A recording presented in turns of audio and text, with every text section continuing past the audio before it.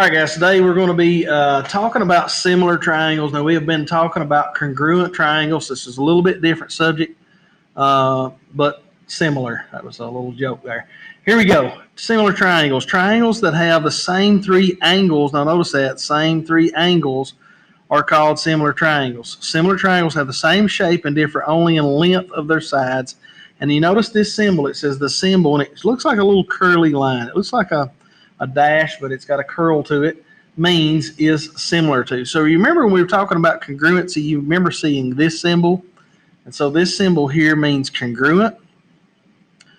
Okay, so when we're talking about similarity, the only difference is you don't have the equal sign, okay? So what we're saying is it's not really equal or it's not congruent or the same, but it is similar. I want you to think for just a minute about maybe websites that you have looked at. Maybe you want to zoom in or out on something. It's still the same exact figure, but the only difference is when you zoom in, it becomes bigger or becomes smaller. So think about scaling something up or down like a dilation. When your eyes get dilated, they get really, really small or really, really big to allow more light in. So it's the same exact thing here. If you notice these two triangles here, and we've got this little similarity statement, which is going to be really, really important. It says triangle ABC is similar to triangle DEF. And so you notice how they wrote that out. Triangle ABC is similar. There's our little similarity symbol, is similar to DEF. So there's something really important about that you need to pay attention to. If you notice here, angle A is 35, angle B is 91, and angle C is 54. Well, if you look at DEF, which is written in the same order, D is 35, E is 91, and F is 54. And so what I want you to really realize is angle A is similar to angle D. As a matter of fact, they're alike, okay? What they're saying here, and you can just tell by looking at this triangle here, is much bigger than this one. So we can't say they're equal or congruent, but because they have the same angles inside, even if this thing was turned around, maybe up and down or rotated around 180 degrees, whatever the case would be, we still have similar angles in here.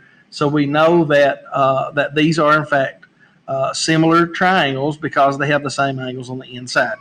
And so it says that, as a matter of fact, right here, equal angles and similar triangles are called corresponding angles. So that's what we were talking about, is that angle A and angle D are corresponding angles because they have the same degree measure, okay?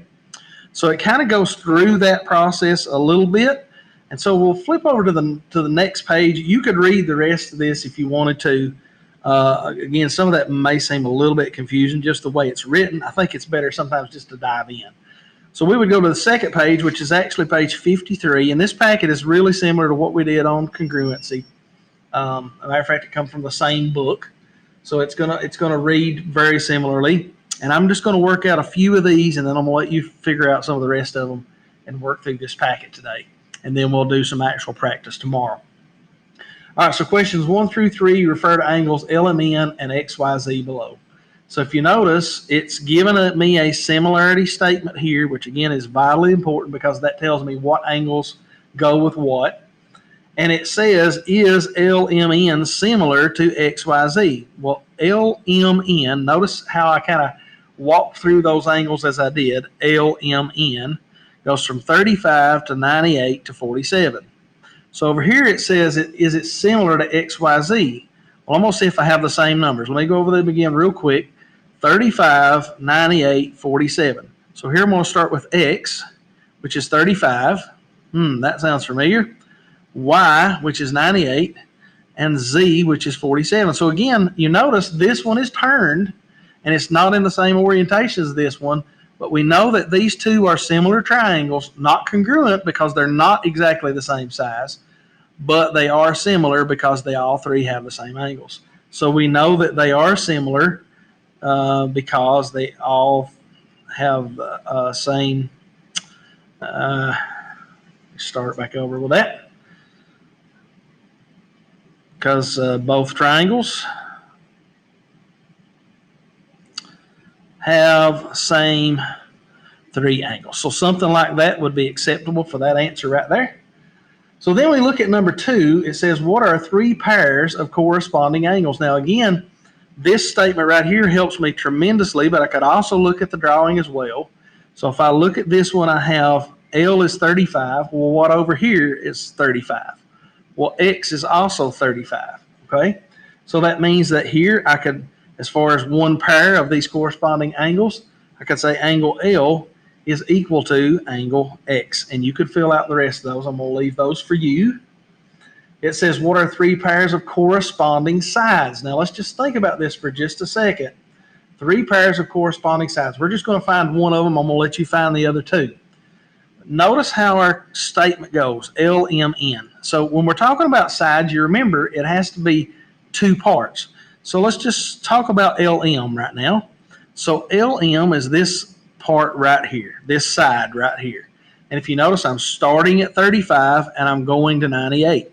So over here, let's do the same thing. Let's start at 35 and let's go to 98. If I start at 35 and go to 98, it's going to be this side right here. And notice I started here and I ended here.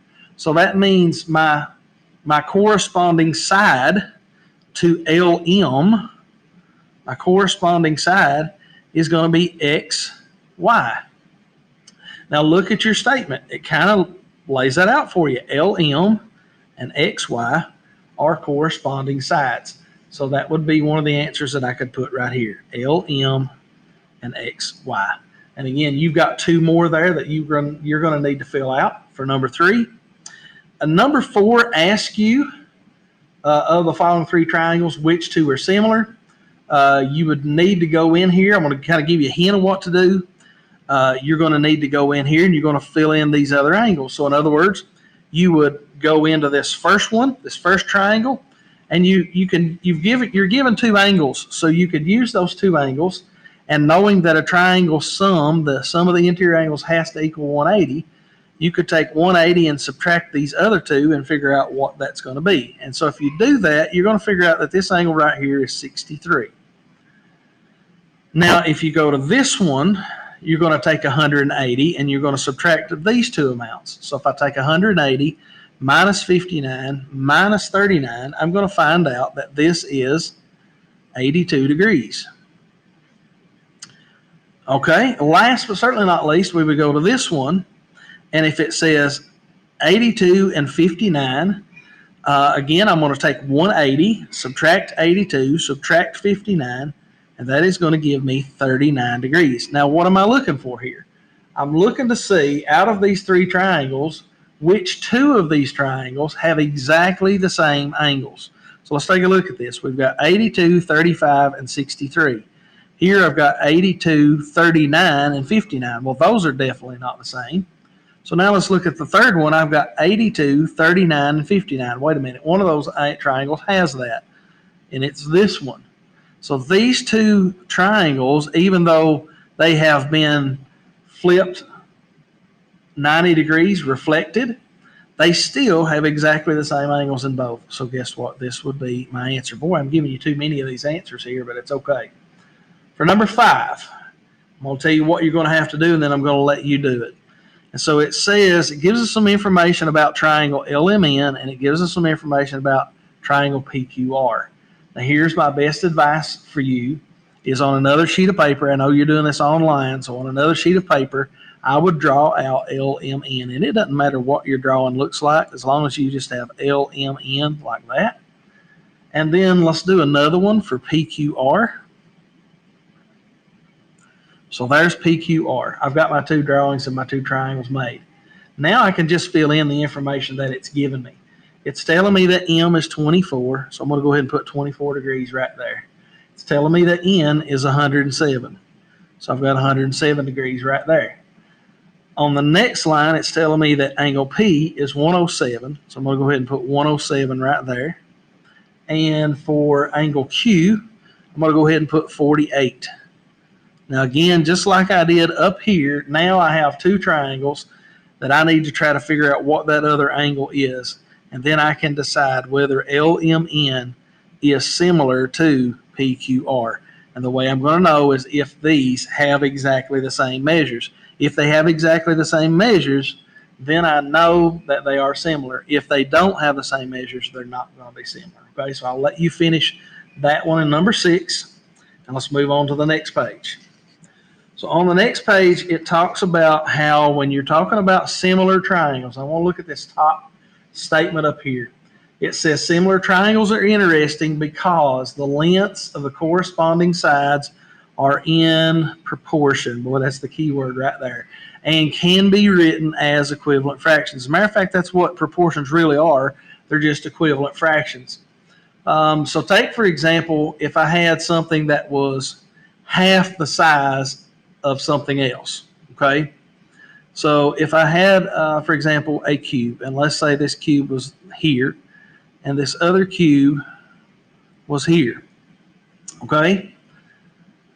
So what I want you to understand and realize is if this is 2 centimeters, and this is 2 centimeters, and this one is 4 centimeters, and 4 centimeters, these two things are not congruent, but they are similar because this one's just scaled up a little bigger than this one is, okay? So you can actually use equivalent fractions or proportions in order to be able to identify what the lengths of certain sides are. And again, this is probably the best way to be able to do this and to think about this is just to work on some problems. So again, the key word here is proportion. So I want you to think about how that you usually set up a proportion, and it's going to help us with this particular task that we're being asked to do. So let's move to page 55. And actually, number 1 is kind of already done for you. So I'm going to move to number 2 because that's the one that we're really going to need to take a look at and see what we can do anything with. So what I want you to notice is it is saying that this side here, the one that is 7 inches, is corresponding to the 35 that is over here. So see how they've set up a proportion. Proportion always has a fraction bar, equal sign, and a fraction bar. So what I want to think about, and maybe this will help you to visualize this, is the 7 here represents the small triangle. So I'm going to put an S for small triangle. Okay? The 35 represents the big triangle. Okay? So I'm going to put a B for big. So small and big. Maybe I should have did small and large, but it's okay. Small and big. So what I want you to realize is when you do this, you need to set up and make sure that you keep, for example, the small triangle is going to go on the top. The bigger triangle is going to go along the bottom, okay? So if you see here, we have small triangle here, 7, and we have it corresponds to the side 35 on the big triangle. Now let's think about what should go right here in this blank spot. Well, again, what it's giving me is the big triangle, and it's showing me a length of 20. So I'm going to go ahead and just kind of underline that so I see it. There it is. Now, if you notice, that side is between the angles 74 and 55. And so what length in the small triangle, because remember this top has to be the small triangle, what length over here is between 74 and 55? Well, it's this length right here, which means that 4 should go right there. And I want you to think about something. If we were to simplify these fractions, how many times what is the greatest common factor between 7 and 35? Well, 7 will go into both numbers, right? 7 will go into 7 one time, and 7 will go into 35 5 times, okay? Think about this one. What's the greatest common factor here? Well, the greatest common factor here is 4. 4 will go into 4 one time, and it'll go into 20 5 times. So you notice those are equivalent fractions. So therefore, we know that these truly are similar, okay? Now, again, sometimes they will turn these around on you, and you'll have to just really pay attention to how it's written. So I'm going to move down to number 6. So if you notice here, we're given 40, which the only place I see 40 and I see a 32. Wonder what I need to do here. Well, if you see here's a 40, and it's between 40 and 95. Do I have a 32 between 40 and 95? Well, as a matter of fact, I do. Okay, right there. So I'm kind of just matching up sides right now. So this one I'm going to call my big triangle over my small one. Okay, so now if I'm looking over here at the small, because it's identifying for me that the small triangle I've got a 24 is right here between 95 and 45. Well, what's between 95 and 45 over here? Well, it's 30. So that 30 should go right there. Again, just something we really just need to pay attention to what we're doing, because it's going to be vitally important. And these actually are just kind of leading us into the problems that we're actually going to get into. I think the problems that we're going to get into are actually a lot easier. Okay, so let's go to page 56, and I want to work out two different problems here, number 1 and number 2. So let's look at number 1 first. It says find each length as indicated below. And I believe this is a lot easier to kind of understand about how to set it up. Now, if these truly are similar, and that's what it's telling us that ABC is similar to RST. If they are similar, I want you to think about what we read just a few minutes ago. That means they are also proportional. Okay, they are also proportional. If they tell you they're similar, then they have to be proportional. So the first thing I do when I'm setting up a proportion is go ahead and put my fraction bar equals fraction bar, because I know that's how it's going to be written. Now, if you notice, I have a big triangle and I have a small triangle. So I'm going to go ahead and put big here and S on the bottom. That way I can kind of remember which one needs to go in which place. Okay? So let's think about AB. Let's think about the side AB. It's actually wanting this length for D right here, right? Let's look at AB first. If you notice, I have right here, I don't have a number, right? So I'm not really going to be able to use that to set up my proportion, because I don't have a number here. I need a number that I could put in this spot, okay? So let's move on over to this one. We've got BC right here. And you notice that BC in the big triangle is 16 inches. So I'm going to go ahead and put that right there. Now let's just think, what side over on this triangle corresponds with that? And what I need to do is I need to look at both my similarity statement, because remember I looked at BC here, which should be ST, but I can also look at my angles. You notice I went from 80 to 61. So from 80 to 61 here, I know that I should have an 8 that should go right there, okay? So 16 over 8. Now let's look at the other things that we're given. Well, we're asked for D right here. We don't really know what that is, okay? So remember, this is on the big triangle. So I'm going to put D right there, because that's what I'm really looking for, okay?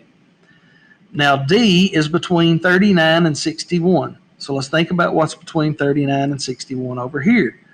It tells me that the measure of that is 12. So that's what I'm going to put right there. And this now should become very familiar to us, because it's going to be just like any other proportions that we've ever solved before. And so when you're solving proportions, you can cross multiply and divide. And I'm going to show you another method here in just a second you might like better. But first we would do 16 times 12, and we would set that equal to 8 times D. So 16 times 12, I'm going to be honest with you, I'm going to have to grab me a calculator here real quick and do this. I don't know this in my head. So 16 times 12 is 192. So 192 equals 8D. And now to finish this, I need to divide by the 8 on both sides. And if I do that, I'm going to get 24. So it tells me that that answer, D, should equal 24. Now let's look at another way that you could do this real quickly, because again, this was equivalent fractions. You remember a while ago we had 7 over 35 equals 4 over 20, I do believe, and we figured out that those ended up being 1/5 equals 1/5. So these are really just equivalent fractions, okay? So I want you to take a look at this problem again. I'm going to do it a different way. So 16 over 8 equals D over 12. I want you just to think for just a second, 8 times what gives you 16? 8 times what gives you 16? Well, if I take 8 times 2, it gives me 16. So then if I take 12 times 2, I should also get this answer. That should be, because it's got to be an equivalent fraction, right? Proportions have to be equivalent fractions. So 12 times 2, in fact, gives me 24, which is the same answer that I got right down here. This is a lot quicker, but again, your mind may tell you to do cross multiply and divide. And guess what? You can do that. You may have to use a calculator in order to be able to figure out bigger numbers like this, but it can still absolutely be done, okay? me work through one more of those examples because I know this is something maybe that's really new to you. You've never seen this before. So I want to make sure you know how to do it. So you've got angle or triangle DEF is similar to triangle KLM, and it's asking me for what is length X. I know that if it's a similarity statement like this, it is going to be what? Come on, say it for me. It's going to be proportional. So I'm going to go ahead and do fraction bar equals fraction bar. And again, I'm looking for length X. That is in the bigger triangle. So I'm going to go ahead and start with that. Bigger over smaller, just to remind myself of what I need to do. And I'm going to go ahead and start with this X right here. This is what I really need to find. I'm going to put it right there because it's the most important player here. Now, if you notice, it's between 97 and 38 on this triangle. So what does that correspond to in the smaller triangle? 97 and 38 is right here. So that means my 50 needs to go underneath my X. Now let's look for some other corresponding sides. All right, so if you see here, I've got DF. That's between 45 and 38, and that's 40. So I need to put it right here, right? If you said right, you are wrong. I did that on purpose because notice I took this, which is actually the smaller triangle, and put it up here where the bigger triangle is supposed to be. Okay, so that is why you've got to keep this straight as to what you're doing. I really did make that mistake on purpose, by the way.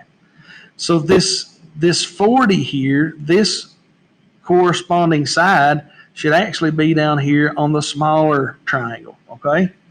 Now, what does that correspond to over here?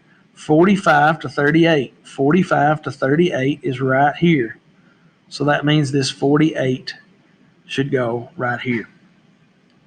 All right, so here we go. In order to solve for X, we have to cross multiply and divide.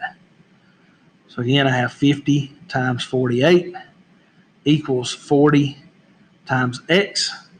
And again, 50 times 48 is going to equal 2,400, big numbers, equals 40X. And then to finish solving this, I'm going to go ahead and divide by 40. So X equals 60. So that means the X that I was looking for right here equals 60. All right, so hopefully that has been helpful. Working those two examples, pause the video, go back over them again, whatever you need to do in order to try to figure out how to set these up. Again, we just set them up as proportions. Make sure that if you're talking about the big triangle on top, that you're talking about the small triangle on bottom, and it will help you to keep this stuff straight, as well as this similarity statement will really tell you what sides need to be grouped with what sides. All right, you have approximately 6 more of those problems on this page 57. And then last but certainly not least, you have a couple of pages of application problems. Before we get to that, though, let me go over one of these, or actually a couple of these on page 59. I'm excited because I wanted to get to the word problems. You guys know how I am with word problems. Now, here's another way that they may show these to you, and you're going to say, what in the world? That looks like one big triangle. I don't see 2 triangles. I see a little line over here, but I don't really see 2 triangles. I want you to think about the fact that this smaller triangle right here is kind of sitting on top of this larger triangle. So that's the reason you can't see this piece in the bottom. So we could even separate these out ourselves, kind of draw it again. Boy, I didn't do a very good job drawing that. So I'll try that again. So we could say E, F, D. And it's the same thing, okay? We still got a small and we still got a large. It's just that they're showing it to you a little bit different. And so this one is actually sitting on top. And so if you notice, they're giving us some measurements here. They're telling us that EF equals 10 centimeters. I'm going to go ahead and fill that in, 10 centimeters. And they're saying that DF is 16 centimeters. And they're telling us that DH, now think about DH. DH is this whole big long side right here, okay, of the bigger triangle. So DH is 48 centimeters. And it's asking us what is the length of GH. So we're actually looking for this. We don't really know what that is, okay? Now remember, even though this looks like this, it's the same thing as having this little triangle sitting on top of it. It's still got a small, we still got a large.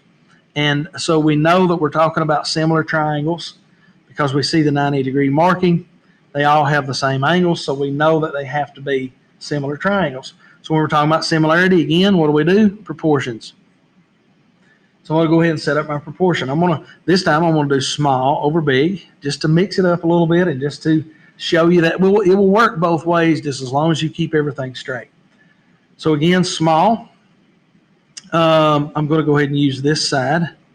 DF, which is the bottom side, is 16. And that corresponds to this larger side on the bottom, 48. And so the small triangle, I have EF right here. That is 10. And I'm going to put that over the straight up and down perpendicular portion, GH, on the bottom. So this is my question mark that I don't really know. Okay. Matter of fact, I'm going to go ahead and assign it a variable. Let's make it X, just because we like to use X. And so what I end up with is I end up cross multiplying again, just like before. I end up with 480, right? 48 times 10 is 480, equals 16x. I'm going to divide both sides by 16, and x should equal what? Come on, you math people, let's do that real quick. 480 divided by 16 equals, drum roll, 30. So 30 would be my answer. Last but certainly not least, before I release you here, I know this is a long video, but I want to make sure I get you the information. They may even present these to you like this. So again, what I encourage you to do is just to go ahead and label your information. Always put in the information that they give you. So KF right here is 4 feet. Okay, FH, which is this portion, is 12 feet. And then we see that KI is 3 feet. And it asks us what GH is again. Apparently they can't find GH because they keep asking us for GH. All right. So what I want you to visualize is if I took this triangle right here and I reflected it over the y-axis, in other words, I flipped it over into here, and then I rotated it about the x-axis as well, I could literally make this thing look exactly like the other situation we had over here, okay? So they've kind of already split it out for you. You just got to kind of pay attention to what's going where so that you can know what to set up over top of what, okay? So I'm going to go ahead and set up my proportion. This time we'll do big over small just to mix it up just a little bit. So I'm going to go ahead and put my question mark right here, which is GH. Now, what side do you think that corresponds to on my small triangle? Well, again, it should be this part right here, right? Because it's straight up and down. So we're going to go ahead and say that's 3 right there. And then again, I'm talking about my big triangle. So the only other known value I have of my big triangle is 12. So I'm going to put that right there. And my known part of my small triangle is 4. So again, let's assign this question mark a variable. I don't know why I keep using the question mark. We'll make it X that we're looking for. And we do the same thing, cross multiply and divide. So I have 3 times 12, which is 36, equals 4 times x. And at this point, I'm going to go ahead and divide by 4 on both sides. And so if I take 36 divided by 4, x is going to equal 9. And that's it. That's basically all you need to do. Now, again, you've got 2 more of those problems on this page that you're going to need to complete, as well as on page 60 and 61. 60 is really just an example that kind of shows you how to set it up, okay?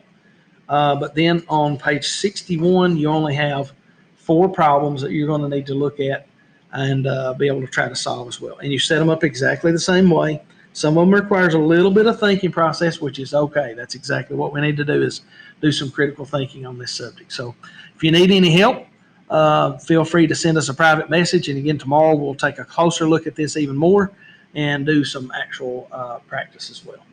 Thanks.